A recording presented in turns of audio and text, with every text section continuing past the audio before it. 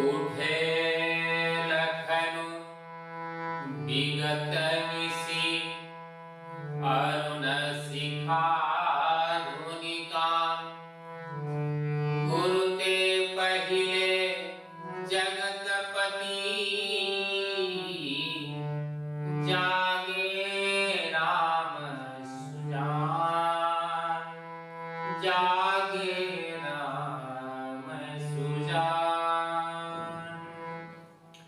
रात्रि बीतने पर सुबह मुर्गे का आवाज सुनकर सबसे पहले लक्ष्मण जी उठे और गुरु जी से पहले जगत के स्वामी श्री रामचंद्र जी जागे। राम लक्ष्मण दोनों भाई प्रातः काल स्नान कर नित्य क्रिया समाप्त कर गुरु जी के चरण कमलों में शीश झुकाया और समय जानी गुरु आय सुखाई चले लेना प्रसून दो भाई चले लेना प्रसून दो भाई। पूजा का समय हो गया यह जानकर राम लक्ष्मण दोनों भाई गुरु विश्वामित्र मुनि जी से आज्ञा लेकर पुष्प वाटिका में पुष्प दल लेने के लिए चले। राम लक्ष्मण दोनों भाई जनक जी के पुष्प वाटिका में पहुंचे और पुष्प वाटिका की शोभा को देखने लगे। तुलसी बाबा बड़ा सुंदर वर्णन करते हैं। लगे बीतप मनोहर नाना बरन वरन बरबेली बिताना बरन वरन बरबेली बिताना नव पल्लव फल सुमन सुहाई निज संपत्ति सुर रोखल जाए चातक कोकिल कीरत कोरा चातक कोकिल कीरत कोरा गुंजत व्यंग नटत कलमोरा पूजत व्यंग नटत कलमोरा पूजत व्यंग नटत कलमोरा। श्री राम जी बगिए की शोभा को देखने लगे। नाना प्रकार के पेड़ पौधे लगे हुए हैं और सब में फूल फल लगे हैं। सभी प्रकार के लताएं पुष्पित है। रंग बिरंग के फूलों से बगिया सुशोभित है। इस बगिये में 5 प्रकार के पक्षी विद्यमान हैं। 4 पक्षी पपीहे तोते कोयल और चकोर आपस में मीठी बातें बोल रही है और एक मोर नृत्य कर रहा है। श्री राम जी इस प्रकार से बगिये की शोभा को देखकर बड़े प्रसन्न हुए। यहां लक्ष्मण भैया बोले श्री राम जी से कि भैया बगिये में चले पुष्प दल लेने के लिए। श्री राम जी बोले कि लक्ष्मण हम वही तो देख रहे हैं कि कोई दिख नहीं रहा है। कोई दिखे तब तो हम उनसे अनुमति लेकर बगिये में पुष्प दल का चयन करो। चहुदिशि चितई पूछि मालिगन चहुदिशि चितई पूछि मालिगन। श्री राम जी बगिये के चारों ओर दिशाओं में देखने लगे कि कोई माली दिख जाए। इतने में जनकपुर की माली दिखाई पड़ा। श्री राम जी माली से बोला कि भैया हम गुरु जी के पूजनार्थ के लिए पुष्प दल लेने के लिए आए हैं, आपकी आज्ञा हो तो पुष्प वाटिका में जाकर मैं पुष्प दल का चयन कर लूं। माली बोला, नहीं सरकार, आपको हम अंदर नहीं जाने देंगे। आप कहो तो हम पुष्प दल बगिए से लाकर आपको दे सकता हूं, लेकिन आपको अंदर जाने नहीं दे सकता हूं। श्री राम जी बोला कि हमें अंदर क्यों नहीं जाने दोगे, क्या कारण है? एक संत का बड़ा सुंदर भाव है। बगिया बीच जाने न दे है, राम जी बिनती सुनो। बगिया बीच जाने न दे है, राम जी बिनती सुनो। दल फूल हम लई दे हैं, राम जी बिनती सुनो। ए सरकार, आपको फूल दल की जरूरत है तो आप कहो तो हम बगिए से लाकर आपको दे सकता हूँ।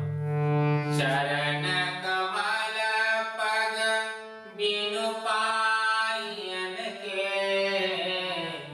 चरण कमल पग बिनु पायन के। सरकार, मैं देख रहा हूं कि आपके चरण कमल कमल से भी कोमल है और आपने कोई पादुका नहीं पहन रखा है। लक्ष्मण भैया बोले माली से कि माली भैया, कि आपके बगिए में केवल कांटे ही कांटे हैं? नहीं नहीं सरकार, कांटे एक भी नहीं है। तो क्या है? चरण कमल पग बिनु पायन के, पंखुड़िया सुभिन जई है, राम जी बिनती सुनो। हे सरकार, फूलों की पंखुड़ियां जमीन में गिरी हुई है और आपके चरण कमल कमल से भी कोमल है। फूलों की पंखुड़ियां यदि आपके चरणों में चुभ जाए और आपके चरणों में घाव हो जाएंगे सरकार, तो हमारी बगिया का बदनामी हो जाएगी। इसलिए सरकार, मैं आपको जाने नहीं दे सकता हूं। और मैंने सुना है सरकार कि आपके चरणों में जादू है। आपने एक जंगल में एक पत्थर शिला पर चरण स्पर्श कराया। चरण स्पर्श होते ही वह पत्थर सुंदर स्त्री बनकर उड़ गई और वह पति देव के पास चली गई। श्री राम जी बोले, हमारे चरणों से क्या लेना देना है, हम तो अपने हाथों से फूलों का चयन करेंगे। माली बोला, नहीं सरकार, जिनके चरणों में जादू है, इतनी बड़ी करामत कर सकती है, तो उनके कर कमलों में अवश्य ही कुछ न कुछ जादू होगा। इसलिए हम आपको बगिए के अंदर नहीं जाने दूंगा सरकार। श्री राम जी बोले कि आपके बगिए में सरोवर है। हाँ सरकार, सरोवर है। तो मैं सरोवर में जाता हूं और अच्छी तरह से मल मल के हाथ धो लेता हूं और फिर आपकी आज्ञा लेकर बगिए में पुष्पदल का चयन करूंगा। माली बोला कि सरकार, आपको हम सरोवर में भी नहीं जाने देंगे। क्यों नहीं जाने दोगे? माली कहने लगा, सरसों पान शिलापद परसत, सरसों पान शिलापद परसत, सब नारी बनी उड़ रही है, राम जी बिनती सुनो। सब नारी बनी उड़ रही है, राम जी बिनती सुनो। ए सरकार, सरोवर में जितनी सीढ़ियां बनी हुई है सब पत्थर और मणियों की बनी हुई है। आप जैसे सीढ़ियों से होकर उतरोगे आपके चरण स्पर्श होते ही सीढ़ियां नारी बनकर उड़ गई, तो फिर सरोवर का क्या होगा? इसलिए सरकार हम आपको सरोवर में भी नहीं जाने देंगे। श्री राम जी बोला कि माली, यहाँ केवल समस्या ही समस्या है कि समस्या का समाधान है? क्यों नहीं सरकार, समाधान भी है। माली बोला, जब बोलोगे सिया जू की जय जय, जब बोलोगे सिया जू की जय जय, तब प्रभु प्रभु पई है, राम जी बीनती सुनो। सरकार एक शर्त है, आप यदि जनक नंदिनी सियाजू का नाम लेकर एक बार जोर से जय घोष करोगे, तब हम आपको अनुमति दे सकते हैं बगिये में जाने के लिए। लक्ष्मण भैया सुनकर श्री राम जी से बोला कि भैया आप तो दिन रात मन ही मन नाम लेते रहते हो, आज बाहर से ही एक बार बोल दिया करो, इसमें क्या हर्ज है? श्री राम जी ने सोचा कि जो कुछ भी हो, हमें तो गुरुजी के पूजनार्थ के लिए पुष्प दल लेना है। यहाँ पर राम और लक्ष्मण दोनों भाई ने जोर से जय घोष किया, बोलिए जनक नंदिनी सियाजू की जय। और माली ने राम लक्ष्मण दोनों भाई को बगिये में प्रवेश की अनुमति दी। अब श्री राम लक्ष्मण दोनों भाई बगिये में जाकर पुष्प दल लेने लगे। डाली झुक झुक कर श्री राम जी को फूल देने लगे और श्री राम जी प्रसन्न मन से फूल लेने लगे। चहुदी से चिताई ऊंची माली जना, लगे ले नदन फूला मुदितवन। श्री राम जी प्रसन्न मन से फूल लेने लगे। उसी समय अवसर सीता आई, तेरी अवसर सीता आई, गिरिजा पूजन जननी पठाई, गिरिजा पूजन जननी पठाई।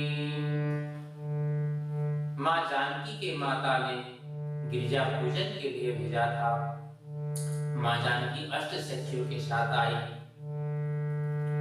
और माँ गिरिजा के मंदिर के समीप सरोवर में सखियां सहित स्नान कर प्रसन्न मन से माँ गौरी के मंदिर में गई और पूजा करने लगी। पूजा की ना अधिकानुरागा, निज अनुरूप सुभगवान मागा, निज अनुरूप सुभगवान मागा।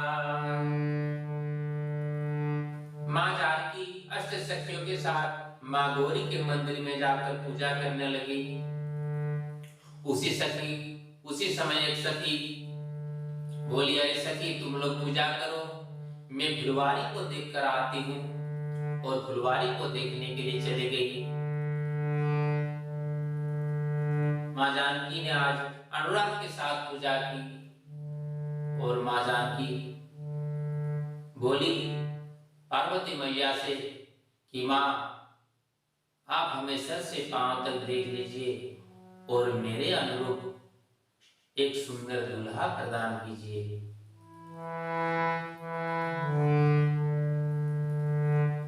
एक चतुर सखी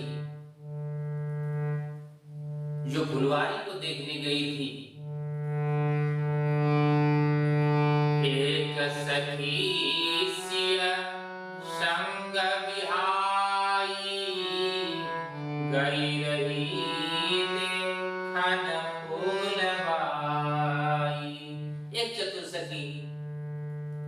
सीता जी का साथ छोड़कर फुलवारी को देखने के लिए गई थी। वो सखी जाकर जैसे ही राम लक्ष्मण दोनों राजकुमार को देखा, वो प्रेम से व्याकुल हो गई और दौड़ी दौड़ी सीता जी के समीप आई। तेहि दो बंधु मिलो किया जाई, प्रेम विवश सीता मही आई, प्रेम विवश सीता मही आई। और राम लक्ष्मण दोनों भाई को देखकर वह सखी प्रेम से व्याकुल हो गई और दौड़ी दौड़ी मां जानकी के समीप आई। सखियों ने पूछा, अरे सखी तुम तो हंसती हुई गई थी और रोती हुई आई, कहीं तुझे फुलवारी में विषैले चीजों ने तो नहीं छू लिया, कहीं तुझे किसी ने कुछ कहा नहीं? सखी बोली, अरे सखी ये तो प्रसन्नता और प्रेम के आंसू है। सखियां बोली, तुम्हारे प्रसन्नता के कारण क्या है? बताओ क्या कारण है? सखी कहती है, देखन बाद कुंवर दो आए, भय किशोर सब भांति सुहाए, भय किशोर सब भांति सुहाए।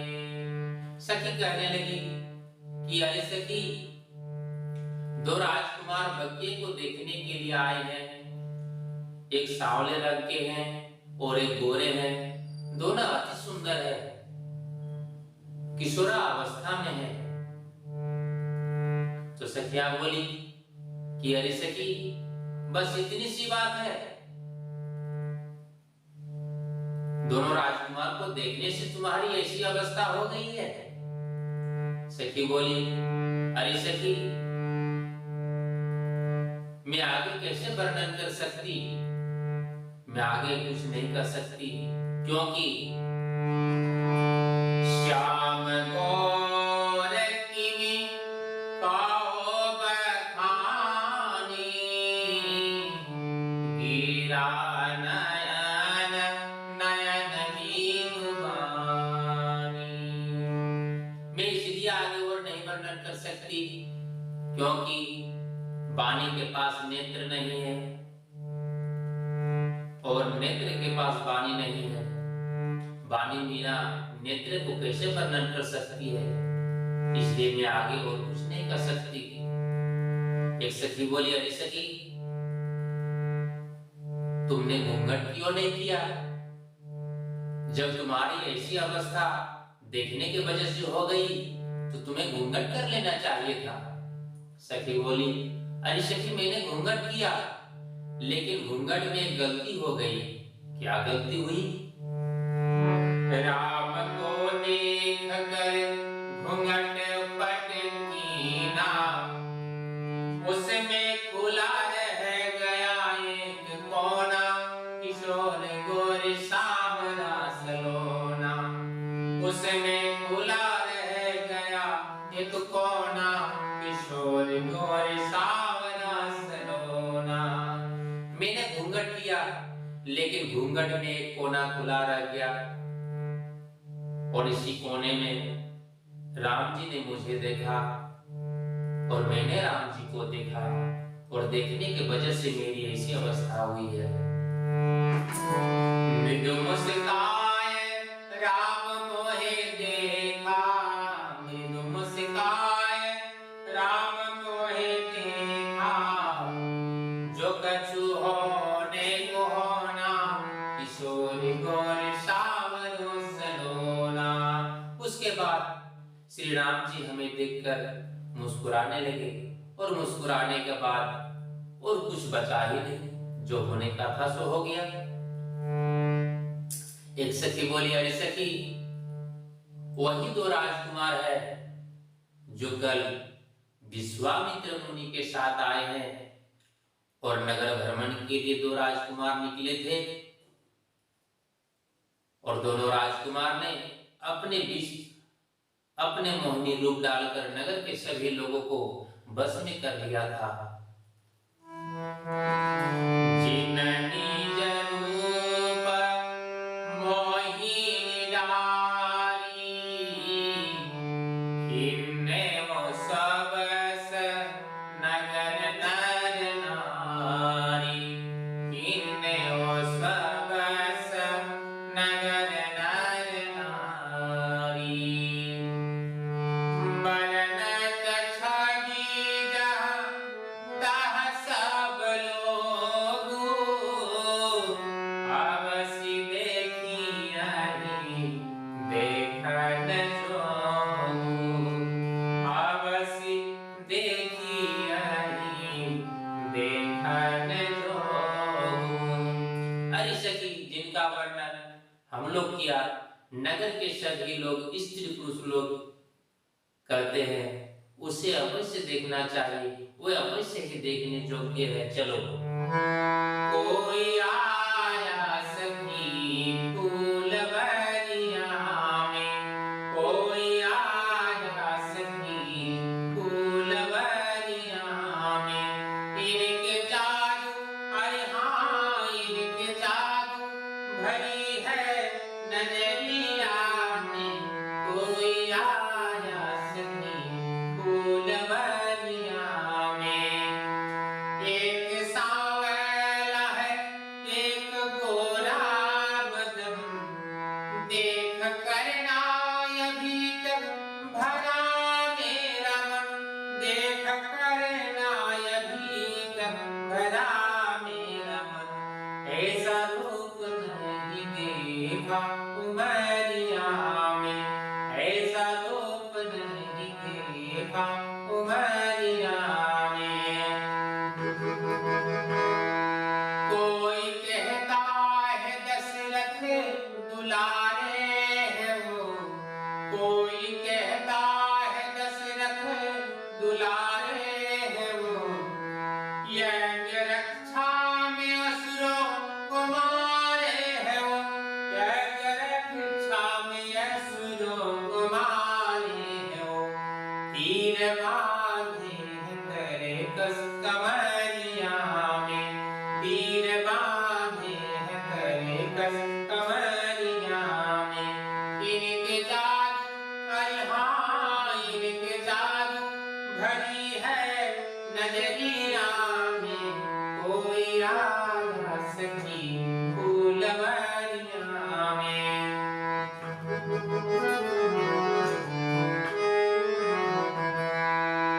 सादीन से जो होती हर हाल में, आया करते हमेशा वो ससुराल में, आया करते हमेशा वो ससुराल में। नैना डूब रहती इनके लहरिया में, नैना डूब रहती इनके लहरिया में।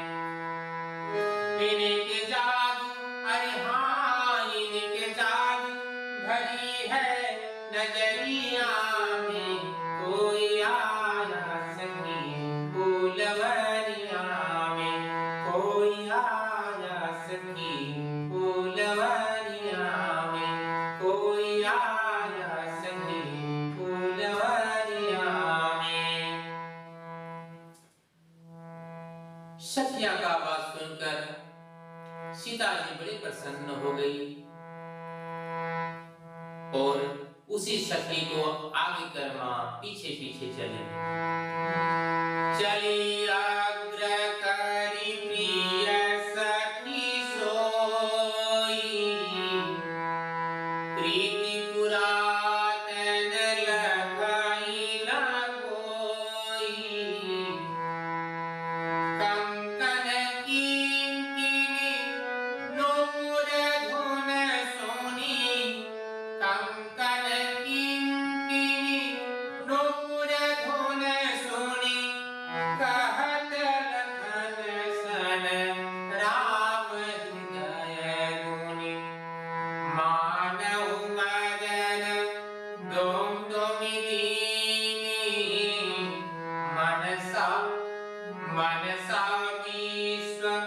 विजय कचीनी मनसा विश्व विजय कचीनी। उसी सखी को आगे कर मां जानकी पीछे पीछे चली। जैसे ही मां जानकी चली, पैरों के पायल, कमर की करध्वनि और हाथों की कंगन बज उठी। यह ध्वनि श्री राम जी के कानों में सुनाई पड़ा। श्री राम जी सुनकर लक्ष्मण भैया से बोले कि लक्ष्मण, यह आवाज सुन रहे हो?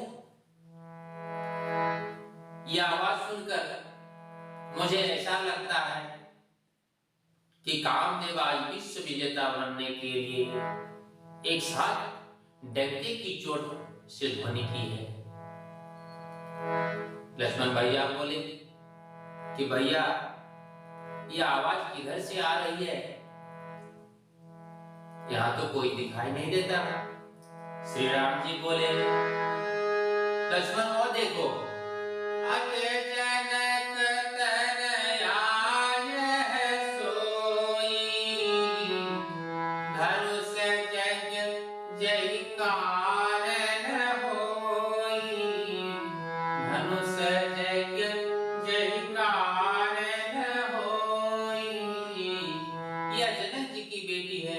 जिनके उपलक्ष्य धनुष यज्ञ रखा गया है। श्री राम जी बोले लक्ष्मण भैया से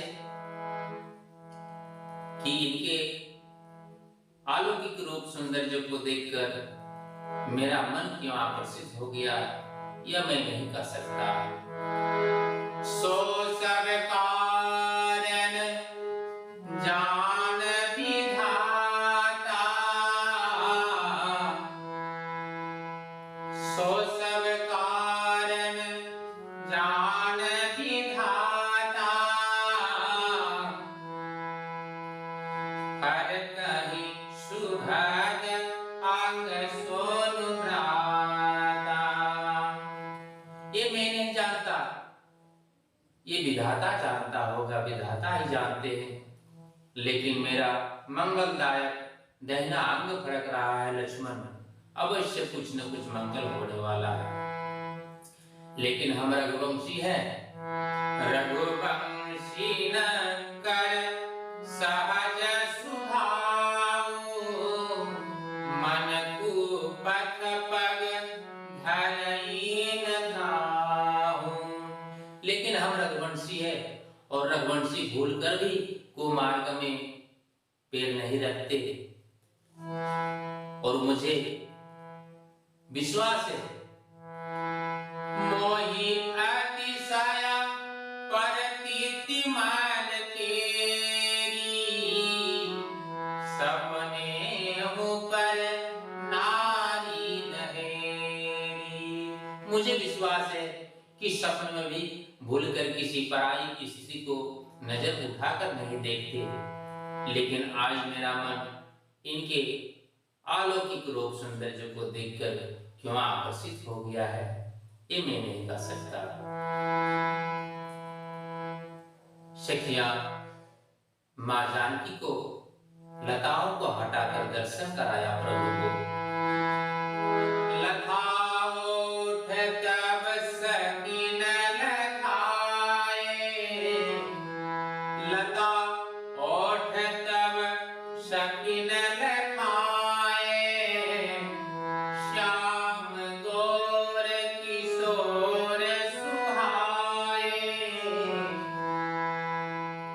सखियां मां जानकी को लताओं को हटाकर प्रभु श्री राम जी का दर्शन कराया। श्री राम जी का दर्शन कर मां जानकी हर्षित हो गई और वचन मग राम ही उरयानी, दिने पलक कपाट सयानी। श्री राम जी के छवि को मां जानकी ने नेत्र मार्ग से हृदय घाट में विराजमान किया और पलक रूपी कपाट से बंद कर लिए, नेत्र को बंद कर ली और सर नीचे कर ली। सखियां बोली, अरे सखी माँ गौरी का ध्यान बाद में कर लेना, अभी जो सामने दो राजकुमार है इनका तो दर्शन कर ले। माँ जानकी सखियों का आदेश पाकर टकटकी लगाकर प्रभु श्री राम जी का दर्शन करने लगी। राम देखे सिया ओ सिया राम को, राम देखे सिया ओ सिया राम को, चार अखियां लड़ी की लड़ी रह गई, चार अखियां लड़ी की लड़ी रह गई। राम को देख कर श्री जनक नंदिनी, राम को देख कर श्री जनक नंदिनी, बाग में जा खड़ी की खड़ी रह गई, बाग में जा खड़ी की खड़ी रह गई। राम देखे सिया ओ सिया राम को, राम देखे सिया ओ सिया राम को, चार अखियां लड़ी की लड़ी रह गई, चार अखियां लड़ी की लड़ी रह गई। अब माँ जानकी जी प्रभु का दर्शन करने लगी टकटकी लगाकर, और श्री राम जी भी माँ जानकी को देखने लगी। यहाँ पर सखियां बोली, अरे सखी चलो चलो आप, बहुत देर हो गई, कल फिर इसी समय आना। गई भवानी भवन बहोरी, बंदी चरण बोली कर जोरी, गई भवानी भवन बहोरी, बंदी चरण बोली कर जोरी। और माँ गिरिजा के मंदिर में फिर से दोबारा गई और मैया गौरी के चरण पकड़कर माँ स्तुति करने लगी। यह स्तुति सबको आ है, हमारे साथ सब कोई स्तुति गाएंगे।